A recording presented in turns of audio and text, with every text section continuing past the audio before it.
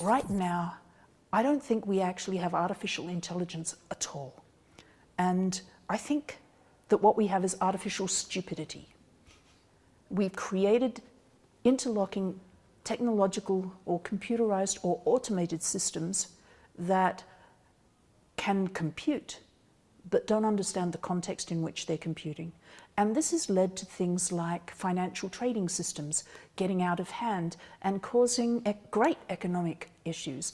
It leads to a lot of things because the systems don't know their context and because they're operating quickly and people aren't necessarily taking these things into account.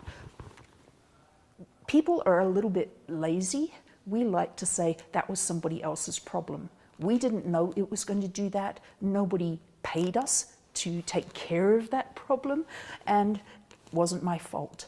So one of the big ethical issues we have is, can we create more transparency in the systems that we're developing?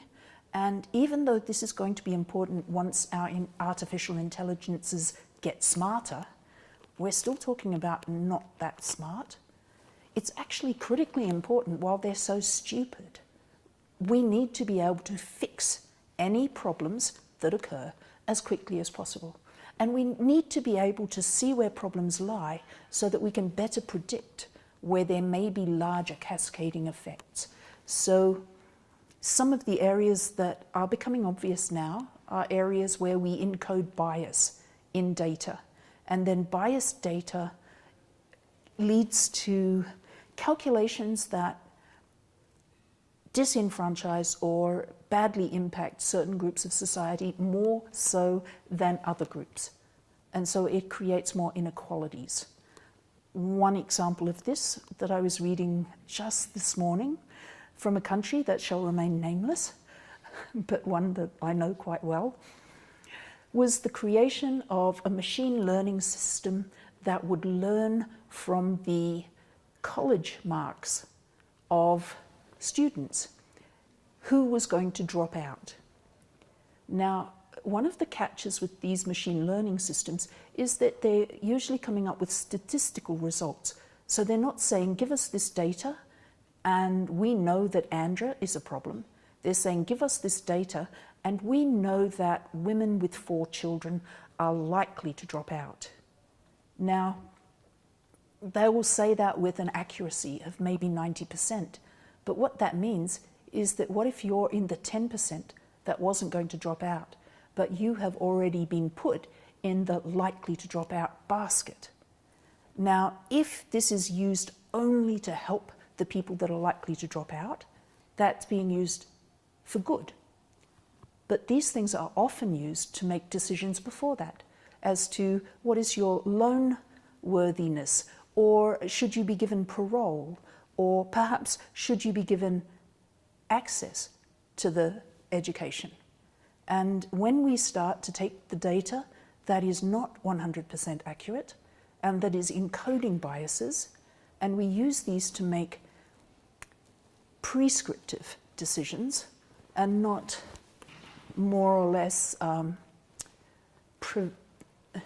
when we use it to keep people out of professions or opportunities, rather than to help people escape medical issues or other negative things, then we're making the wrong use of these systems. And if we don't know that that's happening, then we will not take that into account. And we've seen this with, say, legal cases around access to health insurance in the United States, where nobody realized you have a law that says everybody must have access to the system, and yet at the pointy end where the decisions are actually getting made, a large number of people are being denied. And the assumption is, well, they're being denied for good reasons, because we would never do it for bad reasons. We wouldn't break the law. But nobody understood how each of the pieces was coming together until it became a test legal case. And it turns out. So one of the biggest ethical issues is, can we create transparency? Can we avoid black boxes? Can we also allow people to ask questions and to say, is this giving me the best data? And is this data being used for my good? or is it being used for your good? These questions are great, but we need them right now while we have artificial stupidity, well before we reach general artificial intelligence. We need people to ask questions of artificial intelligence, of algorithms, of systems. We need them to feel that they can challenge what's there. And we need them to do this.